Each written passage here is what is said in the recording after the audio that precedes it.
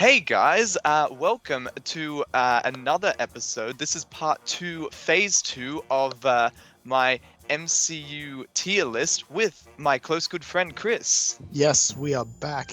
We are I mean, back. for you guys, it's been a week, but for me, it's been maybe like 2 minutes. Yeah. So yeah, So we're Um, back grading the MCU films. yeah, back in phase 2. Wait, what are your overall thoughts on phase 2 again? Were you saying that it was the weakest? Phase two's the weakest. I don't think I said that. I'm trying to let me look at my completed tier list. I seem to remember somebody saying to me that they thought A phase was the weakest, which really does not narrow it down, but I'm True. pretty darn certain No. they didn't say phase 3. Well, I don't think I would still say phase one would be the weakest because a lot of those films, Marvel was still finding their footing. I mean, Like yeah. Thor, Captain America, and Iron Man 2, and Hulk, the Incredible Hulk. I'd say most people may not watch them again. Like, they're okay, but I don't think a lot of people would watch them again. I think Yeah, phase with 2 the only had exception of one. maybe the Avengers. Well, actually, Yeah. probably the Avengers. Avengers and Iron Man, I think, are the two most people would watch again, and maybe because Captain America has become such a big character, they'd watch Captain America, the first Avenger, again. But I know Yeah. that Iron Man 2, Thor, and Incredible Hulk may not be watched again. Mainly because, like, Thor doesn't really get good until Ragnarok. Like, he's okay in all the others, but, like, he's really good in Ragnarok. Yeah, he definitely hit his stride in Ragnarok. Yeah, that's definitely, like, Taika Waititi's fault. Like, he did... I say fault like it's a bad thing. How Like, dare he you. is... How dare you, Taika No, Waititi? How dare you make Thor a more black character? No, he's films... Yeah, we've both seen Ragnarok and Jojo Rabbit, and you've seen Hunt for the Wilder People, haven't you? I have. I would definitely recommend Hunt for the Wilder People as well. Watch that one day, but definitely we watched Actually, one the main night. protagonist in Hunt for the Wilder People is the same kid. That's like that really aggressive kid in Deadpool 2. I think I know who you're talking about. Yeah, he's the one who I think goes to prison and his immediate plan is like, I'm gonna shank the biggest guy in the room. And Deadpool's like, bruh, that's a terrible idea. Yeah, no, I know who you're talking about. Yeah, yeah, but I was gonna say we watched Jojo Rabbit together, and Jojo Rabbit was like, it's funny, but like it gets heavy. It's insane. It does get heavy. Yeah, It's far so- out. Like, could I just say that the main actor, like the star of Jojo Rabbit, is such a I'd say he's probably the best child actor I've ever seen. Stranger Things kids are pretty good. At least I think for kids they can be pretty good. They're pretty good. I think the Jojo Rabbit kid's even younger than them, though. True, but yeah, the Jojo Rabbit kid does so much because like Yes. at least in the Stranger Things, there's like it's an ensemble cast. So like if one of the kids is a bit weak, that's okay. There's like 3 or 4 of them. While with Jojo Rabbit, if Jojo is weak, like the whole film falls apart. Yeah. Because like If if Jojo is weak, then people might be going like, well, I mean, at least Hitler was good, and you don't want people saying that. yeah, but anyway, Taika Waititi did so well in Ragnarok. Anyway, let's get back to Phase 2. Yes, Phase 2. So what's Phase 1 first in Phase started 2? with Iron Man. Phase 2 starts with Iron Man 3, where Tony is experiencing some PTSD after the events of the Avengers. Okay. Yes, this film, many This- opinions. Many opinions. The Mandarin, one of the twists that I hated at the beginning, but don't hate anymore. The plot is pretty inconsequential, like really nothing really influences the other films, Yeah, it's very self-contained. which is okay, but then again, this was back in this time, like with the other Phase 2 films, like especially one of them. But anyway, but also the fight scenes are really well done in this film. I'd gotta say, I'd say Iron Man 3 probably has my favorite action pieces out of the Iron Man trilogy. Yeah, They're it's very got some creative. really good ones. The house fight scene, Yeah. the one where he's in the gas station, the Terminator lady. Yeah. Then there's the one on the plane, which isn't. I think really the best part about that plane scene is he just like unibeams a guy through the heart to kill him. And it's just like, what the- I thought you were talking about when all of the citizens are falling out of the plane and he's trying to like get them. I mean, all that's together. cool as well, but also, like, I love the idea if he just goes, yeah, suck on this, and just. I mean, so you know cool. what? Considering everything they did to him before that point, fair enough. Then there's the fight scene when he gets captured by Aldrich Killian, and he has to, like. There's the part where he breaks into the place, then he gets captured afterwards. Yeah, and it's like he only has like a boot and a glove to work Yeah, with. but also, him getting in there, he has to use a lot of improvised weapons. I love that.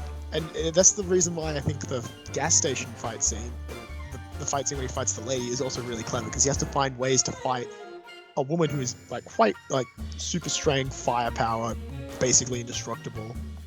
It's like Like, he'd at least have trouble right now. doing it with the armor. Yeah, that's why. Yeah, even when he's in that plane scene, that's why he has such troubles with it. That's why he just unibeams him, because he's like, yeah, it's just such an effort. Yeah, I will say I really love how Iron Man 3 shows, I guess, why Tony is best suited to be Iron Man, because it's like you get to see how well he can handle himself even without his suit. True, but I also do love the gradual evolution of all the suits. Like, we start with the first one, then we go to the Mark. 42. Which one's? No, I'm trying to think of the last one we see. Heartbreaker? The Mark 3. The Mark 3 is the last one we see in the first film. Oh, right. Here we go. 1, 2, 3, 4, and then 5, and then we see the Mark 6 in 2. Yeah, and then no, like I love how they get more portable. You got like the Mark 1, the Mark 3, got the Mark 5 with how portable it is. Then you got the Mark 42, which is the gold. I think it's nicknamed Goldie. I think. Oh, yeah. Or is that me giving a different show's nickname to it? But like, yeah, the gold one where it's like each piece is like portable. Well, not really, but like it can come to him in different pieces. Yeah.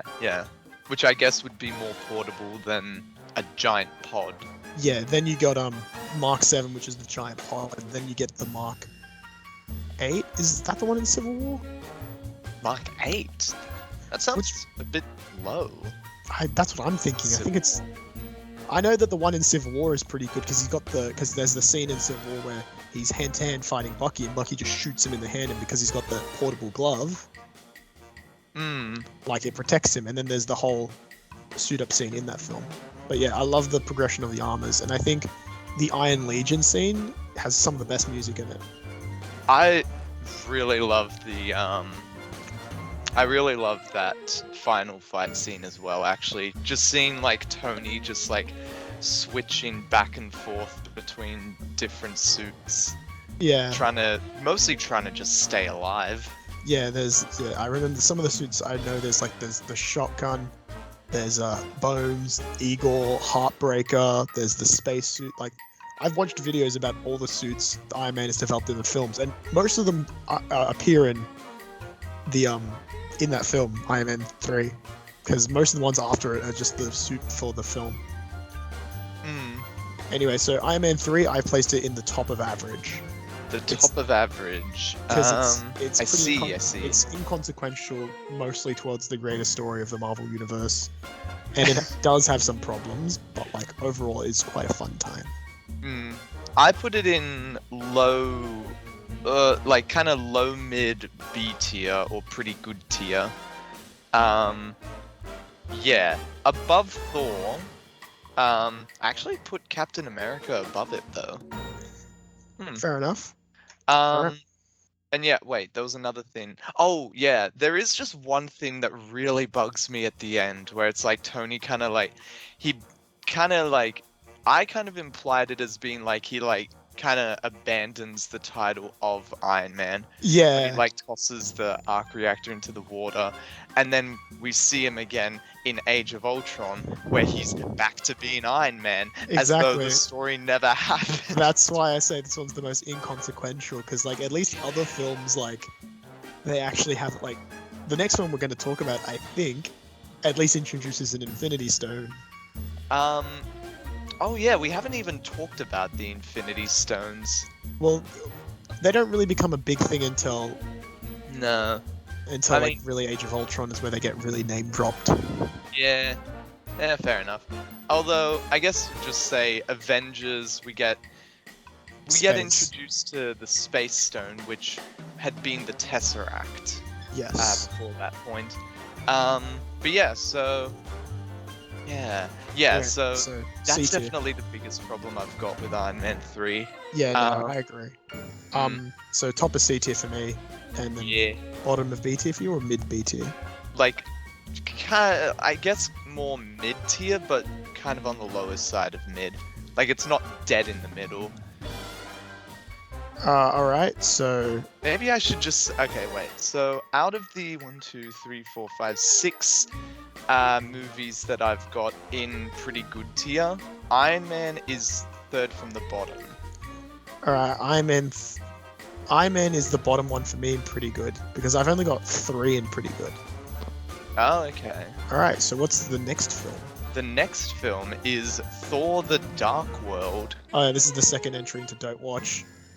Yeah, this one's in my first D tier or subpar tier, which granted, D tier is the lowest tier that I'd put for any movie. Yeah, fair. I Yeah. put Don't Watch. This is the only one I've got 2 in Don't Watch: The Incredible Hulk and now Thor: The Dark World. Yeah, fair enough. This one is even worse than Iron Man 3 in terms of how inconsequential it is, and it hasn't even got any of the good stuff of Iron Man 3, which is like Yeah. creative fight scenes, good soundtracks. Yeah, this one was like the first one that I actually got bored in. It was like there just was like nothing really too memorable about it. Hmm. Like I have rewatched it since then, and it's like it's not as bad as I remember it being, but like it's still like one of the weakest, hands I down agree. the weakest. Like I would say Malekith is like such wasted potential as well. Are you waiting for me to jump in? I mean, I was kind of more thinking like, do you remember who Malekith No, is? I Because I remember- wouldn't no. blame you if you didn't. No, I remember who Malekith is, but I don't know him like about in the comics. Like I know him in the film, and that's it. I don't know Oh. anything else about Malekith. Well, I mean, Like I said, this I was way. a big Iron Man fan when I went into this.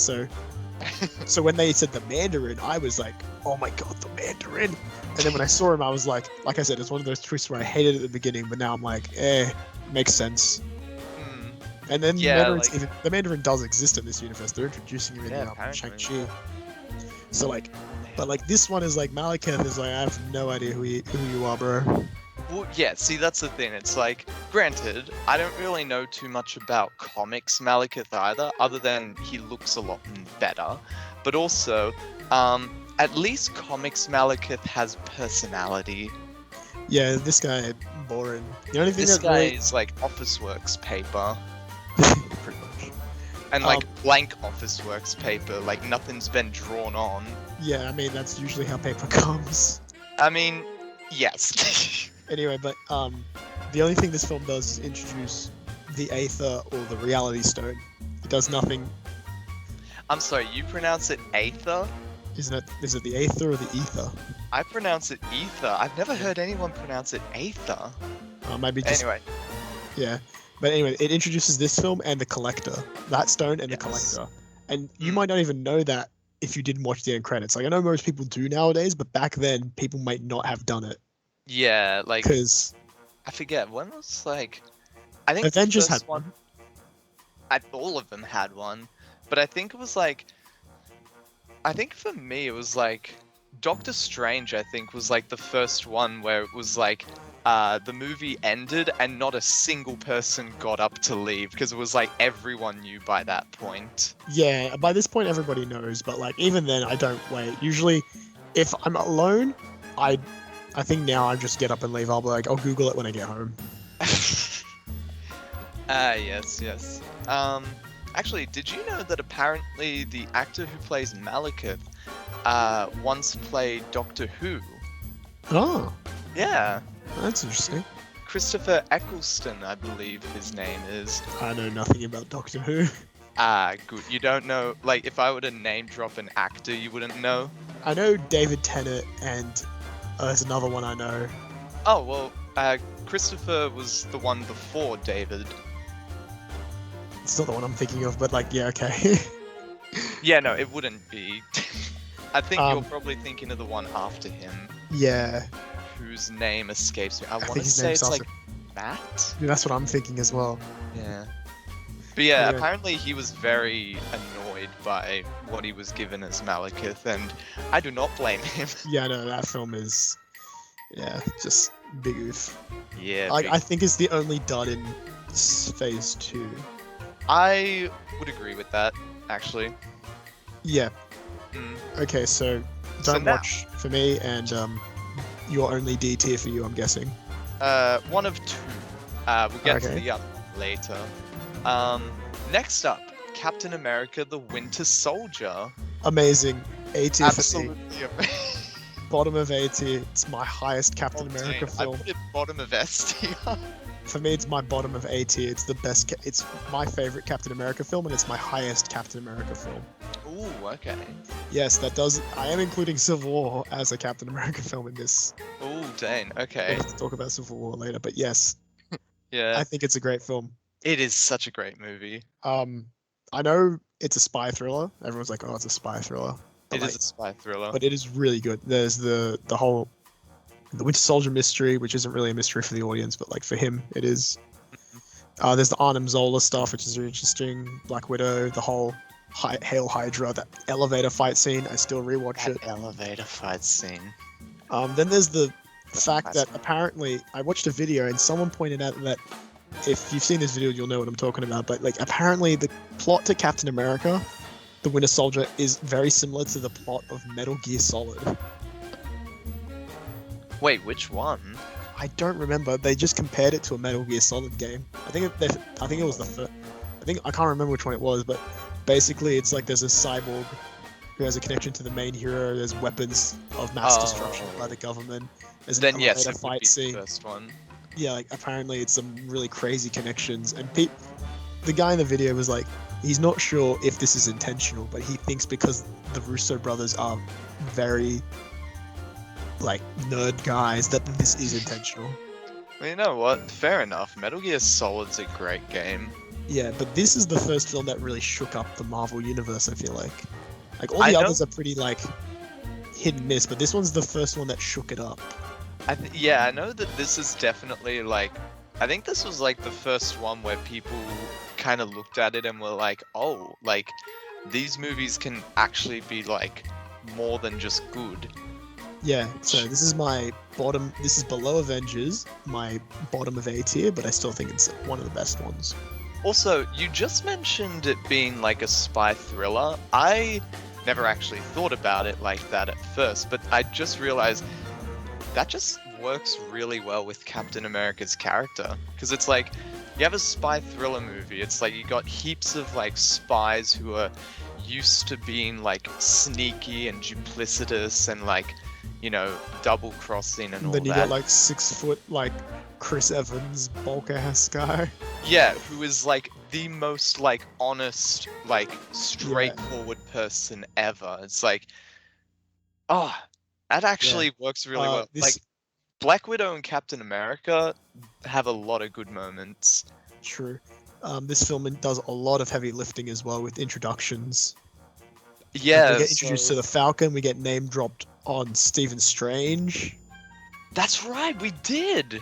We got name dropped on that.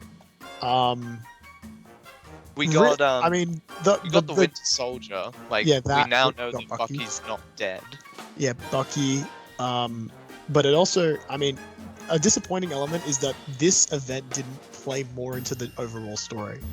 Yeah. Like, because in Age of Ultron, there's a helicarrier. Hmm.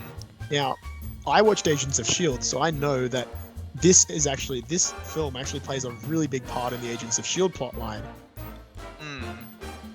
Because, you know, the whole story is about S.H.I.E.L.D., so I think for a whole season, they're going around, they don't know who to trust because they're like, are you Hydra? Are you not Hydra? That sounds like a very interesting idea. I've never seen Agents of S.H.I.E.L.D. though, so yeah, I'm like trying to think where do I think are some of the better stuff. I don't know. I'd have to rewatch it. What, Agents of Shield? Yeah, dude, I have to finish it. I haven't finished it because Oh, I you haven't just finished? no, I need to finish it. Anyway, Yeah. top of A, bottom of A tier for me. Yeah, and like low S tier for me. Alright, what's our next Next film? one, Guardians of the Galaxy. My Okay. first S tier. Ooh, Straight up. okay. First Guardians is S I've tier. also got it in good. S tier. It It's is. so good. Oh, for a while, it was my favorite movie ever. I don't think, for me, not really, but I do love Guardians. It is a great film. It is so good.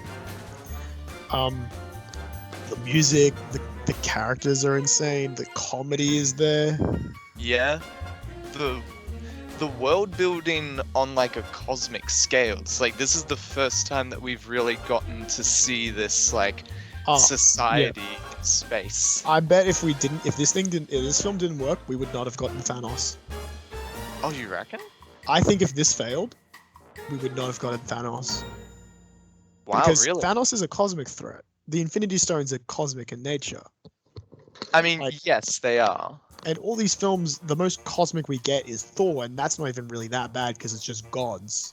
Yeah, Or which aliens. But apparently, yeah, in the movies they're like aliens. yeah, they're super powerful aliens. But the thing is, this is where, because we get introduced to the Collector, we get introduced to Gamora, all the Guardians, we get introduced to the Power Stone, Yes, we do. we get introduced to the Kree, which are super underutilized because the Kree and the Skrull are a big thing in Marvel, and they're just super underutilized in the film franchise. Because I think the Skrull have more to do with the Fantastic Four, and Marvel don't have them technically. I mean, the Avengers have been like decently involved with the Kree. I mean, Earth's Mightiest Heroes has a whole two different plot lines: the Skrull invasion and then the Kree war plotline. They have like two different plot lines about the Kree and the Skrull, and they're both great. Yeah, and it's like the Kree Skrull War is actually like the very first like major crossover event that happens in Avengers, actually. Other But than anyway, them forming and that. yeah, I think the first Guardians film is one of the best ones they've released. Oh yeah, absolutely. Oh, it's a film that I feel like anyone can enjoy, and it's still like it's got something for everybody. If not, like that, like it is really good that their gamble paid off, because it's like I feel as though Guardians of the Galaxy was their riskiest endeavor. yeah, up until now, release where we are in the release order, Guardians was the riskiest film. Yeah, because it's like I can tell you, absolutely nobody had ever heard of the Guardians of the Galaxy before. I'd heard of this them came once. I heard one of them- episode in Earth Mightiest Heroes, and that's it. Yeah, one episode of Earth's Mightiest Heroes, and also they were like some bonus characters in Lego Marvel superheroes, but they look absolutely nothing like they do in the movies. Yeah, I know. But like, yeah, this film does so much. Yes. Marvel Universe, and I think it's one of the more fun ones. Like, a lot of these films are fun to watch, but I think like in terms of fun, like yeah, they're fun fight scenes, fun like it's got other character in it. It's got the whole opening scene is it's just Peter Quill being an idiot pretty much, and then it's even funnier in Endgame where Rhodey's like, so he's an idiot, like, and then Nebula's like, yes. Yeah, which is like, Nebula, you weren't even here at this point. You weren't even a Guardian at this point. Yeah, but like, yeah. Nebula, don't be slandering your leader. I think in another joke in Endgame that refers to that is like when when Gamora kicks Quill in the balls, Oh, yeah. and she's like, and Gamora's like, really? I dated this one, and then Nebula's like, it was either him or the tree. Oh, dang. My boy Rocket getting no love here. And what about Drax? I mean, see, the thing is, Drax, I feel, would be potential, you know? Because it's like, I don't He's know. invisible. I don't know. What would they consider, like, two different alien species? What would that be? No idea. But like, Me neither. Guardians, bottom of my S tier, but my S tier is I feel like I've only got 4 films in S tier. Okay. I've got. Alright, wait. I've got 5. Yeah, Interesting. I've got 4. Yeah. Alright, what's our Yeah, next film? Guardians is so good. Yeah, Guardians is just so good. Anyway, yeah. Avengers: Age of Ultron. Average. What did I do? The same thing. Average. It is not a bad film. It has a lot of good stuff in it. I feel like the jokes are still really. I feel like the jokes in some sections are quite good. Yeah, I do remember first watching this movie, I was disappointed because it wasn't as good as the first one. I feel the same way. Because Mm. Ultron is quippy, which is okay because everyone's quippy in this film. But I feel like if you go back to watching when I watched The Smartest Heroes, Ultron wasn't quippy. He's just like, I'm here to kill all of you. Mm. You will It- die. It's Like, like he's very- it's not even like he has any personal like anger towards them or anything like No, he that. It's doesn't. like he's a robot. He just is like, this is the logical thing to do. Yeah, so I think giving Ultron a super personality, Yeah, while, it's while like good for having a character that's personality, but this is a robot who wants to kill everything. It makes more sense that he has no personality. well, I mean, I feel as though like one of the problems that happened with, like, granted, I would still say Ultron's one of the better Marvel antagonists, but by making him super quippy like they did in the movies, they made him seem like less of a threat. Yeah, he tears a guy's claw's arm off by accident, Yeah, and then he's just like, "Ah, shit, sorry about that." yeah, he's like, oh no, sorry about that, man. Like, Clumsy me. Like, it's like, it's funny, but it's like, if the villain's not taking this seriously, then why would we be? yeah, there's a difference between Loki being quippy and like Ultron. Loki's being cocky. Ultron's just being funny. Like Also, Like, I it's know like- I've heard some people rationalize it by saying because he's an AI created by Stark, he's appropriated a lot of Stark's behaviors. But I'm like, even then, but like, come on, yeah. it doesn't have to be so quippy. Yeah. Although I will say, I would say the best scene in the entire movie is the one where they're all trying to lift up Mjolnir. Oh, that's a funny scene. I was gonna say one of my favorite scenes was definitely in the trailer. I remember watching this when I had my my iPod. Was the Hulkbuster scene? That scene is insane. I knew the second that thing came out as a Lego set, I'm like, boy, getting that thing. And I love that. Like, it's such a cool scene. All aboard the hype train. I just remember, like, the one part that I really remember of that fight scene is like the Hulkbuster armor like gives Hulk a really good hit, and then it's like Hulk just kind of like spits out a tooth, and then you just see Tony looking very scared, and he's just like, "I'm sorry." Yeah, that's really good. I also love Vision. Vision's introduced in this film. Yes, Vision, Scarlet Witch, and Quicksilver are all introduced, and Quicksilver dies in the very same movie. Yes. Hawkeye is given more focus, which I do enjoy. I do think that Jeremy Renner's Hawkeye in Avengers is just. I'm not surprised if you forget he's even in the film. I mean, to be fair, he spent like half of the movie mind controlled by Loki. Yeah, but even then, he didn't have any personality when he was mind controlled. I mean, no, but did anyone? No, nobody did. But the point is, if you're going to mind control a character that has to become a hero later, at least give them like a bit of personality while they're on the evil side. Yeah, or give them like, I don't know, more to do after. Yeah, Hawkeye's just kind of there, but he gets a lot more in this film. He has one of the best lines, I think, which is, "We're in a floating island, fighting robots, and I've got a bow and arrow. None of this makes any sense." Yeah, that's a very good like little monologue actually. Yeah. It's like him inspiring Scarlet Witch to become an Avenger. Yeah, that's Yeah. really great. Hawkeye has a lot of really good lines as well. It's like, I think when Quicksilver does something during the fight scene, he's like, "I could shoot him, nobody would know." He's like, "Oh no, what happened to Quicksilver? He got hit by a robot." He's like, Oh, dang, I miss him already. yeah, Just slowly jogs after him. yeah, but like, yeah, but I still think because just it's just kind of there. Yeah, it's definitely inferior to the first one. Yeah, I think that's the problem with Avengers: Age of Ultron. Is the first one was so good that the second one is just like it's because it's not even as good. It just looks a lot worse. But I still think it's like an average film. Mm. It does like a lot of once again. This is one of those films where it introduces a lot of Vision, retroactively introduces the Mind Stone because originally Loki's staff was just a staff. Yeah, we didn't know that it was an Infinity Stone yet. Yeah, it was retroactively, which kind of makes Thanos look like an idiot because he gave an Infinity Stone to Loki to collect an Infinity Stone, and then he lost both of them. I mean, to be fair, I feel as though it was kind of more like, hey, Loki, you're gonna try and get this Infinity Stone for me.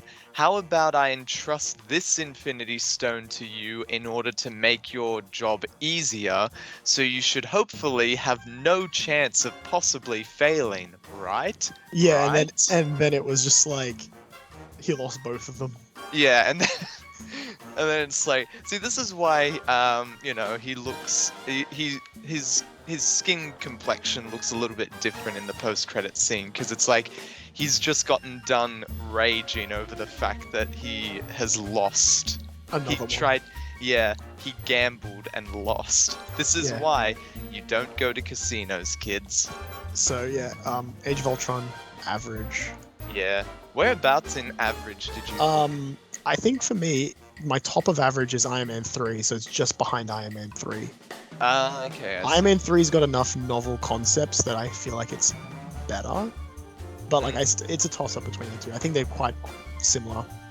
Yeah, fair enough. I put mine like at the very top of average. Alright, is that it for Phase 2, or are we still got No, more? there is one more. Ant-Man. This is average again, but not bottom. For me, Captain America is the bottom of average, and then Ant-Man's one above that. Because Ant-Man, really? once again, is villains just means nothing. Other than introducing Ant-Man to the universe, this film, you could pretty much skip and just watch Civil War, and you can get the same amount of stuff. Like, oh, this is a guy called Ant-Man. He can grow and he can shrink. Okay, so I would say out of all the MCU movies, Ant-Man is the most underrated. It is underrated, but I still think it's not as good as some of the others, purely because it had two different directors. Edgar Wright, who's directed Baby Driver and now Late Night in Soho, I think it's called. And he also did the entire Cornetto trilogy. Yeah, the Cornetto trilogy, of course. But like, he's done a lot of good things, and he left halfway throughout, so we never got to see what the entire vision for this film was gonna be. Well, yeah. Okay, so here's something that I found out. You remember when I told you about that guy who was behind a lot of drama behind the actors playing War Machine? Yes. So apparently that guy was apparently also the reason why Edgar Wright ended up not doing Ant-Man. And also the reason why Patty Jenkins, who directed Wonder Woman, right? Yeah, Wonder Woman. She was originally going to direct The Dark World. But apparently because of him, she didn't. Which is kind of a shame, because I feel as though Edgar Wright doing Ant-Man and, like, someone who's, like, I don't know, I guess more well-recognized in the superhero genre doing The Dark World probably would have improved those movies. Yeah, I think Edgar Wright would have improved Ant-Man. Like, it's a good film. It's fun. It's a heist film. But It is, yeah. It's still It's not a as... superhero heist film. But then again, it's like, other than introducing Ant-Man, like, mostly it's just like, yeah, like, you could watch it, but I would watch it, but more or less because I find Ant-Man and Paul Rudd just amusing to watch. Yeah, I actually really like a lot of the characters, like Scott and his entire family. Like Yes. there's it's like you've got like the wife, you've got ex-wife, you've got the daughter who's very cute. And then She's now an adult She is now an adult. because of time shenanigans. Time shenanigans. It's like, she was so cute. She got an ugly rabbit and was like, I love it. I think the casting on Hope, I don't know. I'm not sold on that. On what? Hope, Ah. because Hope Van Dyke, Janet. I mean, no. I know who you're talking about. I guess, as I think about it, she might be the weakest character. But then again, actually, she does have some good stuff. Could I just Yeah. say, actually, Yeah, the the actress has done other stuff, but like Oh, in yeah, this film, I obviously. think next to the villain, I'd say she's one of the weaker characters. Like the Yeah, the side villain's character. weak. I mean, that's a problem with a lot of Marvel films is the villain. Hence why Loki is stuck around because he's a favorite villain. Yeah, and for the longest time, he was like the only good one. Yeah, I think. Yeah, like I think in the more recent films, definitely both Spider-Man, the most recent Avengers, Ragnarok. Yeah. I'll say Guardians 2. I think those, Guardians 2 sort of. I But like, probably, I don't know, I might include Ultron in there somewhere. I'd say he's a meh villain. I don't know. My opinion on, I don't know, I guess I'd have to rewatch the movie. But anyway, I've thrown Ant-Man in towards the bottom of average. I've thrown mine towards the bottom of pretty good. Still above Thor though. It's between Iron Man 3 and Thor. All right, so that's my Yeah. tier. Also, actually, wait. I just want to say one more thing about Ant-Man. I really liked how the new husband, like the new husband of Scott's ex, is like he's not a douche. Like usually you have like movies where it's like, you know, the wife has like divorced and remarried and the guy is a total knob. But it's like in this one he's actually a pretty decent guy. Yeah. Yeah. So yeah, anyway, that's all I had to say about Ant-Man. And that's all we have to say about Phase 2, Phase because that 2. was the final movie. How long did we go for this time? How long did we go for this time? 37. Yeah, we're pretty Decently consistent. consistent, yeah. Anyway, so shall see y'all again for the final phase so far. Anyway. We're throwing everyone in the final phase. Is Phase 4 is everyone in the final phase, or is it just Phase 4 that like Phase 3 and 4 we're throwing all together? Well, I mean, looking at this so far, Phase 4 is like starting with Black Widow. I thought it started with Far From Home. Apparently not. Actually, Alright, well then, Phase Far 3 From it Home is. would work better for in the beginning of Phase 4. Because That's weird. the phases always end on an Avengers film. Well, I mean, this one didn't. Oh, clearly, but like, yeah, because like, but Phase 4 usually always ends on an Avengers film. Like a phase always ends on an Avengers. I mean, also, I think it just makes more sense to have Far From Home kick off Phase 4. Yeah, But because it's the first film that deals with the fallout of. Yeah, exactly. But Really? according to this, it's the last one of Phase 3, which is Well, weird. well, Phase 3 will be the next episode. Yeah. So until then, shall see y'all for that one. But until then, have a good one. Yeah.